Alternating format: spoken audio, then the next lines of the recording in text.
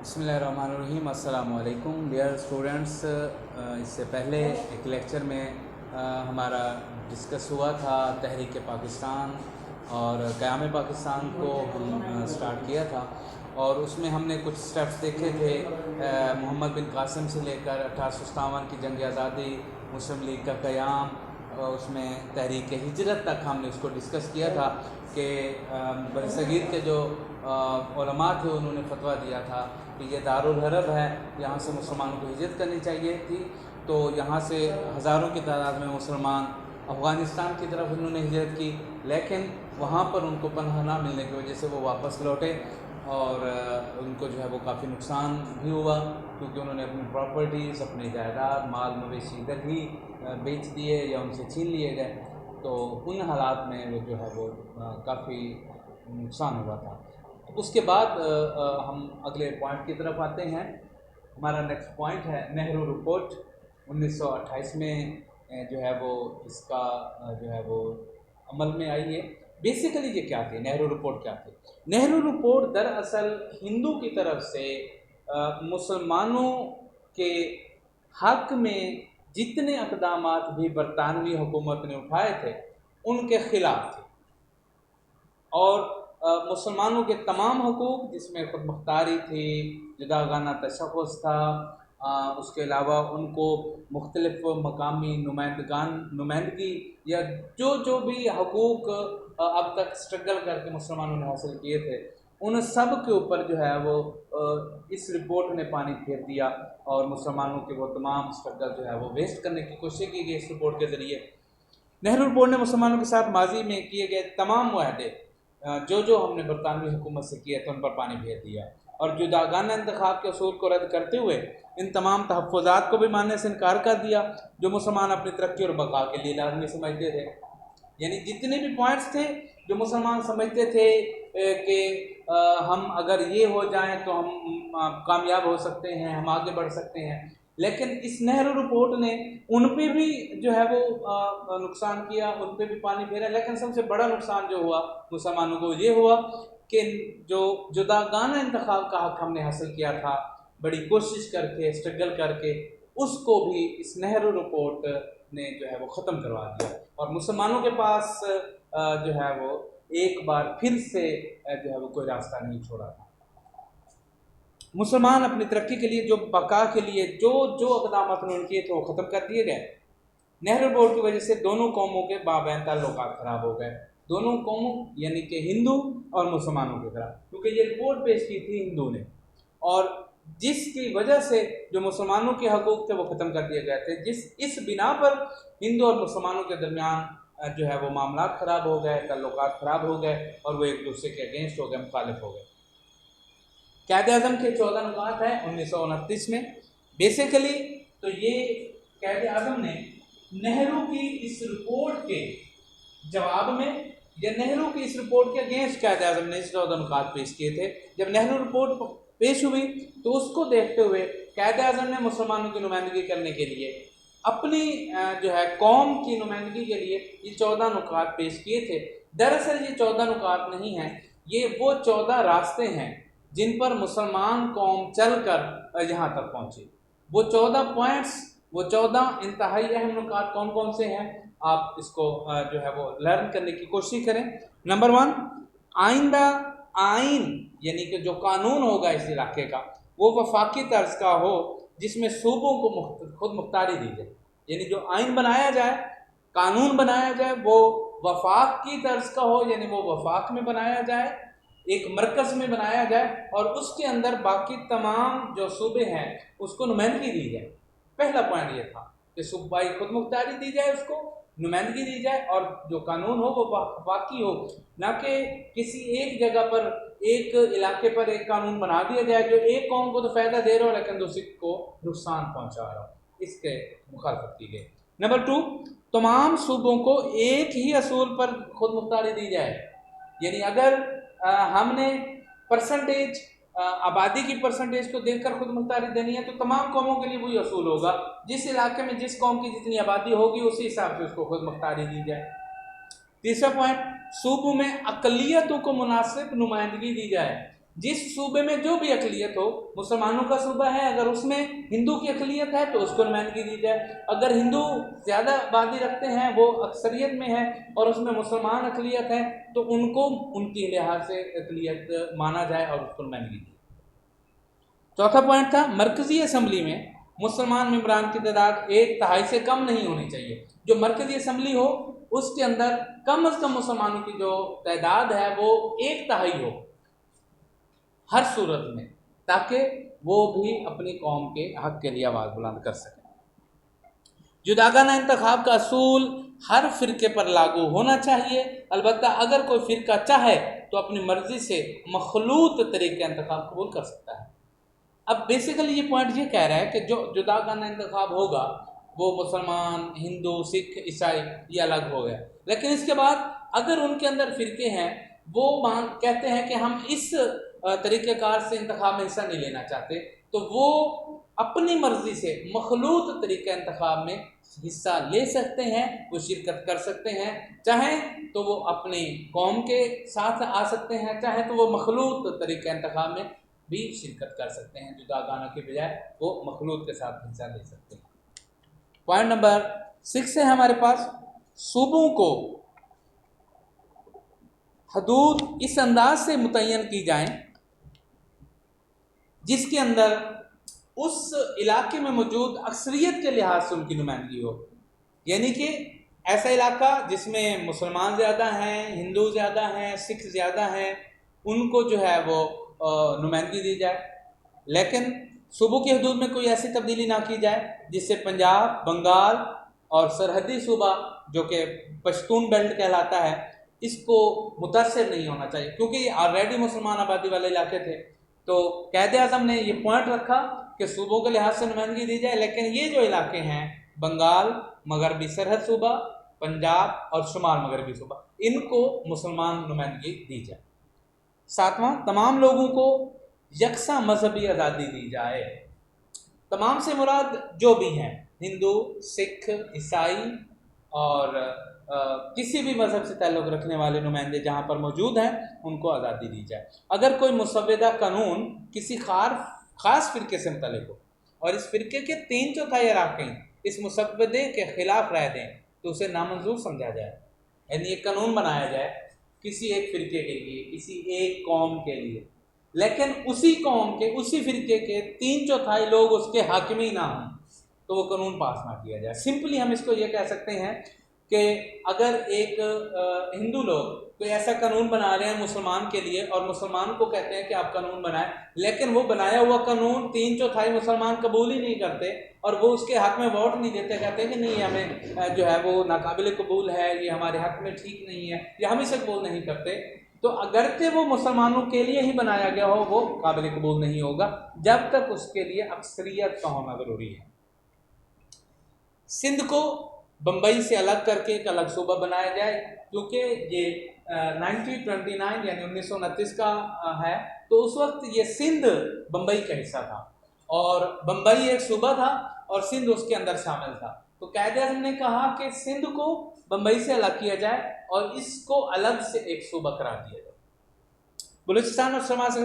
बलूचिस्तान और शुमाल मगरबी सरहद में भी सूबों की मानद इस्लाहात नाफिज की जाएँ। सरकारी मुलाजमतों में मुसलमानों को उनकी अहलियत और तनासब के लिहाज से हिस्सा दिया जाए, यानी जहाँ जितने मुसलमान हों तनासब भी देखा जाए और अहलियत भी देखी जाए। अगर एक सीट के लिए मुसलमान भी सलाहियत रखता है तो उसको वो जॉब दी जाए। सूबाई और मुसलमानों को मजहबी और सकाफती तहफ़्फ़ुज़ दिया जाए। सूबाई और मरकज़ी वज़ारतों में मुसलमानों की कम अज़ कम 1/3 नुमाइंदगी दी जाए। आइन में सूबों की मर्ज़ी के बग़ैर कोई तब्दीली ना की जाए। वफाकी, क्योंकि पहला पॉइंट था वफाकी तर्ज का आइन होगा, अब जब वफाकी तर्ज का आइन होगा सूबों की रज़ामंदी ज़रूरी है। तो उसी बात को आखिरी पॉइंट पे डिस्कस किया कायदे-ए-आज़म ने कि किसी भी तब्दील करना हो आइन को तो सूबे तमाम रज़ामंद होने चाहिए, अदरवाइज़ उसको तब्दील ना किया जाए। ये कायदे-ए-आज़म मोहम्मद अली जिन्नाह के इन नुकात का हम तज्ज़िया करते हैं तो ये बात सामने आती है कि ये ना सिर्फ मुसलमानों के लिए इंतहाई अहम रखते थे, वैल्यू रखते थे, बल्कि हम ये कह सकते हैं कि हिंदुस्तान के उस वक्त के जो मसाइल थे, जो प्रॉब्लम्स थे, उनका भी बेहतरीन हल इन नुकात के अंदर मौजूद है। आगे हम देखते हैं अल्लामा इकबाल کا خطبہ الہ آباد ہے جو انہوں نے 1930 میں پیش کیا تھا۔ مسلمان برصغیر کی خواہش تھی کہ ان کا الگ تشخص تسلیم کیا جائے۔ اس سلسلے میں علامہ محمد اقبال نے 1930 میں ایک خطبہ دیا جو کہ دائی ذیل ہے۔ اب یہ جو الفاظ ہیں سیم ٹو سیم علامہ اقبال کے ہیں، آپ کی بک پر موجود ہیں پیج نمبر 24 پر، کہ میری خواہش ہے کہ پنجاب، سرحد، سندھ، بلوچستان کو ملا کر ایک ریاست بنا دی جائے، یعنی پنجاب، سرحد، سندھ اور بلوچستان اس کو ملا کر ایک ریاست بنائی جائے، خواہ ہندوستان برطانوی سلطنت کے اندر رہ کر بنائے یا اس سے آزادی حاصل کر کے بنائے۔ قائد اعظم کا کہنا یہ تھا کہ یہ جو بیلٹ ہے، یہ جو علاقہ ہے جس میں سندھ ہے، جس میں بلوچستان ہے، جس میں پنجاب ہے، ان کو ایک الگ ریاست بنائی جائے، چاہے ہندوستان اس کو برطانوی حکومت میں رہتے ہوئے کرے تو بھی قبول ہے، اگر برطانیہ سے آزادی حاصل کرنے کے بعد کرے تو بھی یہ ایسے کرنا چاہیے۔ مجھے شمال مغربی مسلم ریاست کا قیام کم از کم شمال مغربی علاقوں کے مسلمانوں کا مقدر نظر آتا ہے۔ یہ بہت قیمتی فکرہ ہے علامہ اقبال کا کہ مجھے شمال مغرب کے مسلمانوں کا مقدر ایک الگ ملک نظر آتا ہے، اور وہی الگ ملک آج پاکستان کہلاتا ہے جو انہی صوبوں پر اور انہی علاقوں پر مشتمل ہے۔ قائد اعظم کی خواہش تھی کہ مسلمان بر صغیر ایک قوت بن کر ابھرے۔ علامہ اقبال نے اس تصور کو آگے بڑھاتے ہوئے خطبہ الہ آباد میں الگ ریاست کا تصور دے دیا۔ قائد اعظم جو بات کر رہے تھے وہ وہیں پر ہندوستان میں رہتے ہوئے، وہیں پر رہتے ہوئے اپنا جاگانہ انتخابات، اپنا جداگانہ تصور، اپنے الگ سے سیٹ اپ کی جو ہے وہ کوشش کر رہے تھے، لیکن علامہ اقبال نے الگ ریاست کا تصور دیا کہ کیوں نہ ہم اپنی ریاست ہی الگ کر لیں، اپنا ملک ہی الگ کر لیں جس میں جو ہے وہ ہم اپنی مرضی سے رہ سکیں۔ 1933 میں چوہدری رحمت علی نے علامہ اقبال کے اس تصور کو پاکستان کا نام دیا۔ 1930 میں خطبہ دیا علامہ اقبال نے، 1933 میں چوہدری رحمت علی نے علامہ اقبال کے ہی اس جو ایک اسکیچ تھا اس کو پاکستان کا نام دیا۔ قائد اعظم نے 1934 میں مسلم لیگ کی باغ دوڑ سنبھالی اور مسلمانوں کے سیاسی استحکام کے لیے اس جماعت کو مضبوط اور فعال بنایا۔ 1934 اب قیام تھا مسلم لیگ کا 1906 میں، اور باغ دوڑ قائد اعظم کب سنبھال رہے ہیں؟ 1934 میں، ٹھیک ہے۔ اس سے پہلے بیسیکلی قائد اعظم کانگریس کے ساتھ کام کر رہے تھے مسلمانوں کے لیے، کانگریس میں رہتے ہوئے مسلمانوں کے لیے لڑ رہے تھے، مسلمانوں کے حقوق کے لیے آواز اٹھا رہے تھے، لیکن جب وہاں سے دل برداشتہ ہوئے، وہاں پہ کچھ چیزیں سامنے آئیں کہ وہ ہندو مسلمانوں کے خلاف ہیں، تو آپ نے کانگریس کو جو ہے الوداع کیا اور مسلم لیگ میں شرکت کی۔ 1935 کا آئین اور صوبائی خود مختاری۔ جب 1930 میں علامہ اقبال نے خطبہ یہ پیش کیا تو اس کے بعد 1935 کا جب آئین بنایا جانے لگا برطانوی ہندوستان میں، تو ایک نیا آئین متعارف کروایا جس میں صوبائی خود مختاری کو اولیت دی گئی۔ اس آئین کے تحت 1937 میں انتخابات کروایا گیا جس میں کانگریس نے واضح اکثریت حاصل کی۔ اکثریت حاصل کرنے کے بعد کانگریس نے مسلمانوں کی الگ شناخت کا پروگرام بنایا۔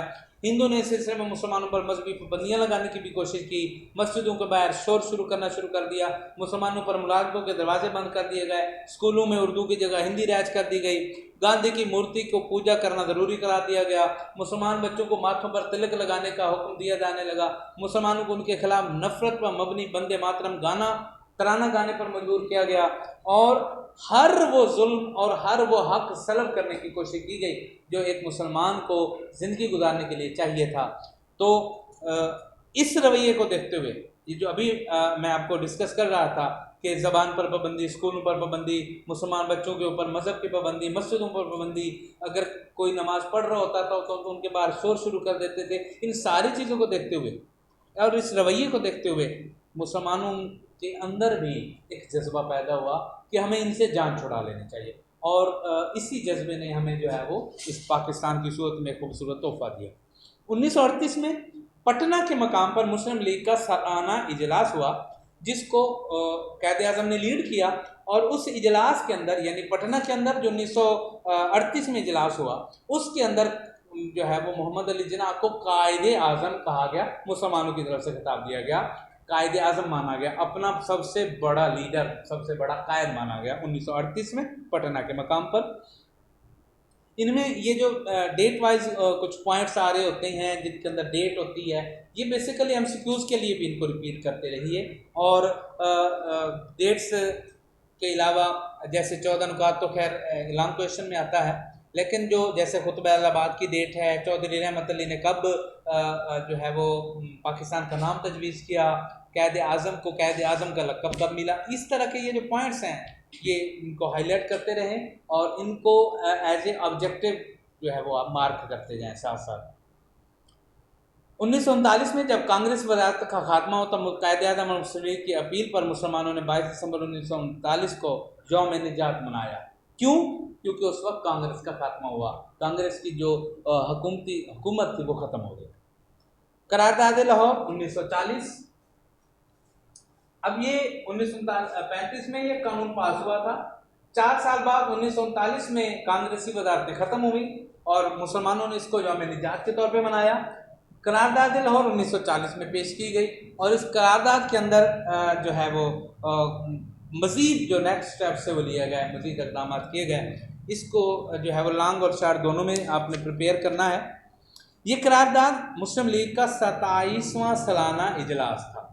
یعنی جو قرارداد ہو رہی تھی لاہور میں، بیسیکلی یہ مسلم لیگ کا سالانہ اجلاس تھا اور اس کی صدارت قائد اعظم محمد علی جناح کر رہے تھے. شیر بنگال مولوی اے کے فضل الحق نے اس کو پیش کیا تھا. قائد اعظم نے جب اپنی پریزیڈینشل سپیچ سٹارٹ کی، جب انہوں نے اپنا صدارتی خطبہ سٹارٹ کیا، تقریر شروع کی، تو انہوں نے اس پاکستان کی طرف مزید پیش قدمی، مسلمانوں کا سیاسی مستقبل اور باقی اپنے لائحہ عمل کو بھی ڈسکس کیا. اس قرارداد کا جو متن ہے، اس قرارداد کا جو مین مرکزی خیال ہے، اس کو آپ کی کتاب کے اندر پیج نمبر 25 پر ایکسپلین کیا گیا ہے. پلیز اس کو ڈسکس کیجئے. قرارداد کا متن: قرار یہ پایا، یعنی یہ طے پایا کہ آل انڈیا مسلم لیگ کی متفقہ رائے ہے، یعنی مسلم لیگ جہاں جہاں بھی ہے اس کے متفقہ رائے ہے کہ کوئی آئینی منصوبہ اس ملک میں قابل عمل اور مسلمانوں کے لیے قابل قبول نہیں ہوگا جب تک مندرجہ ذیل بنیادی اصولوں کی روشنی میں تیار نہ کیا جائے. یعنی یہ کلیئرلی یہ ایگریڈ کیا گیا، اس چیز کا فیصلہ کیا گیا کہ کوئی بھی آئینی منصوبہ اس ملک میں، یعنی ابھی پاکستان نہیں بنا تھا، ہندوستان کی بات ہے، اس وقت قابل عمل نہیں ہوگا جب تک وہ مسلمانوں اور دائیں ذیل بنیادی اصولوں پر عمل کر کے نہ بنایا جائے. اور جغرافیائی طور پر جڑی ہوئی وحدتوں کی حد بندی ایسے خطوں میں کی جائے جہاں مسلمان اکثریت میں ہیں. مثلا ہندوستان کے جو شمال مغربی علاقے ہیں ان کی تشکیل اس طرح ریاستوں کی صورت میں کی جائے کہ ان میں شامل ہونے والی تمام وحدتیں خود مختار ہوں، انہیں مکمل اقتدار حاصل ہو. اس کے علاوہ ان وحدتوں اور ان علاقوں میں اقلیتوں کے حقوق کا خیال رکھا جائے، اور وہ علاقے جہاں مسلمان اقلیت میں ہوں وہاں بھی ان کے حقوق کا خیال رکھا جائے. گاندھی اور ہندو نے اس قرارداد کی مخالفت کی کیونکہ اس قرارداد میں مسلمانوں کے حقوق کی بات تھی، مسلمانوں کے علاقوں کے تحفظ کی بات تھی، مسلمان جہاں کثرت میں تھے وہاں ان کے تحفظ کی بات تھی، جہاں وہ اقلیت میں تھے وہاں ان کے تحفظ کی بات تھی، اور یہ چیز ہندو کو کسی صورت ہضم نہیں ہو سکتی تھی.